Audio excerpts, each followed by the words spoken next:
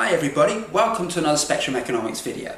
Today we're still on the scarcity series, so now we're actually up to part 4. So I'm just going to do a very quick recap of the first 3 parts. So part 1, we looked at a simple definition of what scarcity is. So basically scarcity occurs when you have too many people chasing after too few goods and services. So basically there's not enough of something to go around for everybody to have in a sufficient quantity. In some cases, some people won't get it at all.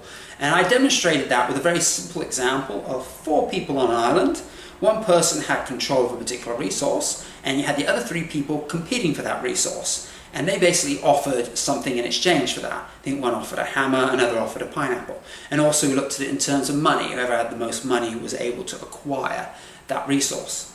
In part 2, I looked at scarcity from a slightly different angle. Looked at it in terms of what I call natural scarcity. So that occurs when there just isn't enough to go around. And that's what most people would define scarcity as. But I also looked at another form of scarcity, what I call contrived scarcity.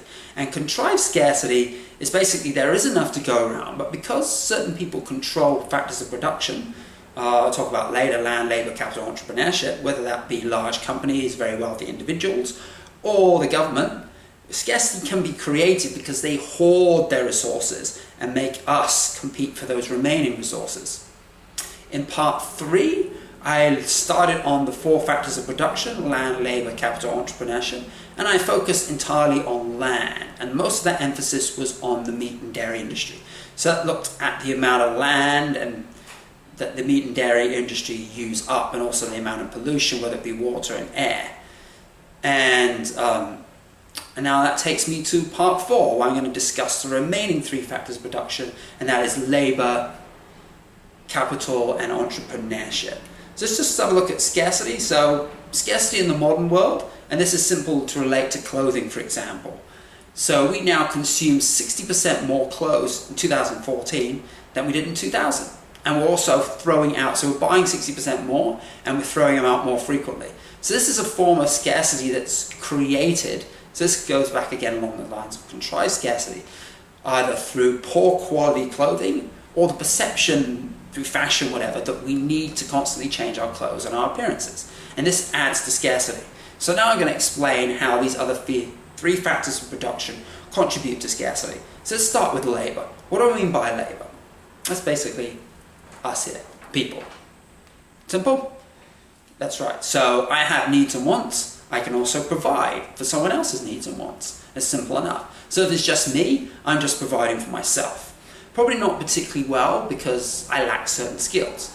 And as you have more and more people, they have different skills, so they can provide for different things. So I could be doing like 3 or 4 things for like 5 or 6 other people out there, and they'll be doing the same for me. And as the population grows, you'll see that there's more and more specialization. So as population increases, you can see actually labor becomes less of a problem. Well, labour shortages anyway. But as your population gets too big, you'll find that it gets overcrowded. There may not be sufficient amount of other factors of production, such as land or technology. Like, for example, you have 50 builders and there's only 10 hammers. Those remaining, so you have 10 people be able to use the hammer at one time, but you've got 40 people idling.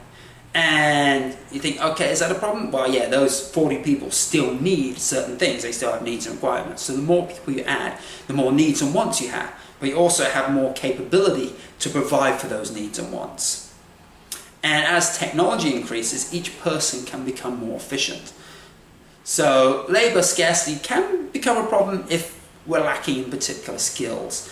But that can be resolved through upskilling. And a lot of countries, well, I've lived in anyway, I know there's people that are slightly less fortunate, don't necessarily have schools and universities and stuff like that where you can upskill yourself. So that generally scarcity of labor should not be a long-term problem.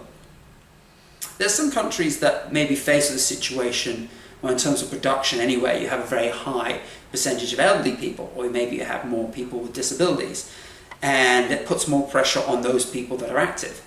And that, again, that could create a scarcity of labor. I'll talk about in another video or another post I'm going to put up in regards to those people. The older people may not be able to contribute to production directly, but they can contribute in other ways. So you don't just discount those people. The same with people with disabilities too. They can contribute in other ways other than direct production. And it's often where economics falls short, that it does focus very much so on production. So are we becoming more productive? As you can see from the graph here, actually our production output is basically triple. So yeah, labour is becoming more productive. Not so much because labour in itself are more hardworking, but mostly because of the technology around us. But how does that productivity translate into wealth though, and in terms of scarcity? You've got a few examples here where people are working 60 hours a week and only getting paid an average of $360, and that, I think that was in the Apple, or I think it's Apple, either iPad or iPhones and things like that, and they're getting cheap labour from countries. Yeah, so for example, we've got the iPhone 4, so it's being sold for £112, but labour costs only contributed to 1.8% of that. So you can see all of this additional efficiency and productivity, it's going to who? Not the people that are doing the work, it's the people that own the factors of production. Let's take another example here of Apple again. So I'm hitting Apple hard today. Let's look at it in terms of production in China. So the people in China, they're only getting 2% of the price of a particular product, Apple product. Whereas you can see cost of materials and Apple profits are far, that one strikes out, isn't it? It's 30%. So they're getting 15 times more in profits than what they're giving to their labour force for actually doing all the work. So you can see wealth from this improved technology is going back to Apple. Quite interesting, isn't it? So again, I'm sort of drifted from labour, I'm still talking about labour, I'm now sort of drifting into capital. So this is efficiency of labour based on capital, simply because labour requires capital. I should probably define to you what I mean as well. There's a bit of a crossover here. So capital isn't you just throw money in and you build a house. Now capital is a bit more than that. It relates to, well, it could relate to your buildings, but it could also relate to the tools and machinery and the technology that you've got that you use. Like for example, a hammer. You'd be sitting, you buy lots of hammers, that would be your capital. And because you've got a hammer, you've improved the efficiency of labour. So efficiency of labour and capital work very, very closely together. So labour becomes more efficient because of capital. If there's an insufficient amount of capital, labour becomes less efficient. So you can see here with Apple as a demonstration where technology is improved, there is more capital. So capital doesn't seem to be a shortage, and shouldn't be a shortage either. With advancements in technology, people become very much more efficient because of the technology and hence the capital and the tools they have around them. So it shouldn't be a shortage. But it seems like the wealth, again, is going to the existing rich, the landowners, the owners of the factor of production, the owners of the technology, in this case, Apple. So it's got another example of a t-shirt. We've got a very small percentage of the cost of a t-shirt actually goes to the labour. Science say here, what was that? Is that 18? No, I can't see from here. But anyway, it's a very small percentage. Jeans, I think we got here $6 for a pair of jeans. It costs somewhere between $180 and $200. So the money that's going back to those people putting the hours is very limited. So that, again, that is creating a scarcity because they don't have the money, as we talk about money as a representation of resources, to fulfill all of their needs easily. So it's artificial form of scarcity being created because improvements in capital, improvements in technology is not being passed on to the worker. It's going into profits and back up to those few that own the resources. So again, that is what we're looking at in terms of contrived scarcity. You can see the same again with shoes. I think this is a Adidas, it was a Nike shoe. Labor costs only getting what? It's $3.7 out of 180. So you're looking at a very small percentage, around 2% of it goes back to labor. But again, you've got very good production techniques, factory techniques. So you can produce so many shoes very, very quickly. But very little of that money is going back to the people that produce them. And a very large amount of that actually goes to what we got here. To retail, for example. Even to government, the VAT, they're getting 28.6 of that. The brand's getting 39. So they're all getting so much more money than the people that are actually doing the work. So you can see wealth is being transferred to the rich, to the 1% or the 10%, however it may be the case, but to the owners of the factors of production. These are the owners that are getting this money, the owners of the brand, the owners of the retail. Okay, let's move on to entrepreneurship now. This is another very interesting one. It's often not even considered a factor of production, but it's actually quite critical. Because the entrepreneurs, they're the people that take their own money and they invest it into something. So they're the ones that are buying the capital. They're the ones that are employing the people. So a lot of entrepreneurship lies with a lot of the big companies, you want to call that. And by having those few entrepreneurs, it becomes a scarcity in the sense you don't have enough of them. And if you don't have enough entrepreneurs, you don't have enough competition. So Lumazane Valley, I hope I pronounced it correctly this time. It's famous for its steel products, steel cutlery I think it is, and they have many, many firms there, and there's plenty of entrepreneurship, and there's plenty of cooperation, and there's also plenty of competition. So all of this cooperation and competition, depending on in terms of how they work, actually improves the quality and efficiency. And by actually having entrepreneurship, you generally get better products. Because when you have limited entrepreneurship and it's with just a few companies, the quality of your products tends to go down. Another interesting country is Thailand, and Chiang Mai in particular. And this has become a bit of a hub for what we call, I think it's nomads, is it online nomads? I don't know what they're called now. Yeah, the words fail me. But anyway, people working their businesses online. So this is a very good setup there for people to do online business, simply because of the low costs of living there, the low cost of food, the good quality food, the good natural environment they have there, and also the well-established community of people operating small online business helps to be within a particular area. So that's where entrepreneurship in the online world is thriving. But how is it thriving in the world as we see it in the bigger picture? So you can see here, we've got just a few companies. We've got Coca-Cola, Nestle, Kraft, Kellogg's, Mars, Johnson & Johnson. And you've got all of these brands that fall under these like name brands. And that covers off on so much stuff.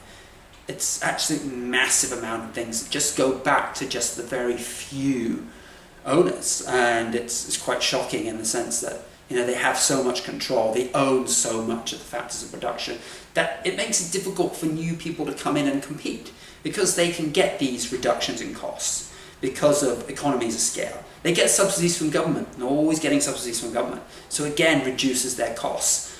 And they basically just don't play fair, so it makes it very hard for entrepreneurs to enter. So again, we have a scarcity of entrepreneurship simply because they're being blocked from getting into the industry. Let's just have a look at the top 5 footwear companies, for example. Again, it's just a few companies pretty much dominating. So what we got here, I can't actually read this off now, but anyway, it's just a few companies dominating, and it's prevalent in many areas. Like you look at television networks as well, in terms of, I think it's NBC, Disney, and a few others. I think it's 6, I can't recall now. But again, it's very, very concentrated with just a few very big owners controlling the resources. Let's just have a look at the US in general. So we go back to 1978 and we look at the firms entering and exiting. So you can see back then you had considerably more firms entering and compared to those exiting. The number of firms exiting has remained somewhat the same, but entry has been falling and falling and falling. And from 2008 onwards, you actually got more firms leaving than you have actually entering. So this is an indication that the extent of entrepreneurship is falling in the US. I don't have the numbers for other countries, but it's probably an indication of where quite a few countries, I would assume, will be going in that general direction. As you can see, a lot of companies as well have merged and become super companies, and it leaves a lot of people not being able to run their own businesses, but end up working for companies. As we mentioned before, the problems of working for a company, you get a very, very, very small cut of what profits they're making. Alright, so in this part I covered off on the 3 factors of production. 3 of the 4 I covered off land in part 3. Here I covered off on labour, capital and entrepreneurship. And this leads me into will be part 5, which will then I'll be looking at the overall effect of scarcity and also possible solutions. So hopefully you enjoyed this video. If you want to see part 5, I suggest you subscribe. And if you haven't watched parts 1 to 3, I still recommend you subscribe, go back and watch them, because it might find it a little hard to understand this part. Though I did do a brief summary, didn't I, at the beginning, so that would have helped out a little bit. And also I've got other stuff relating to microeconomics, macroeconomics. I'm doing my thing on vegan economics. So if any of that captures your interest, again, subscribe and just take a look through my YouTube channel. If you're on Steemit, you can go check me out at Spectrum Econs. If you're not on Steemit, I suggest you get onto it. It's an amazing platform, and you can find me there as well. I've got photos, I've got written articles, and I've got a lot of content on there as well. Anyway, I'd like to thank you for watching, and see you for part 5.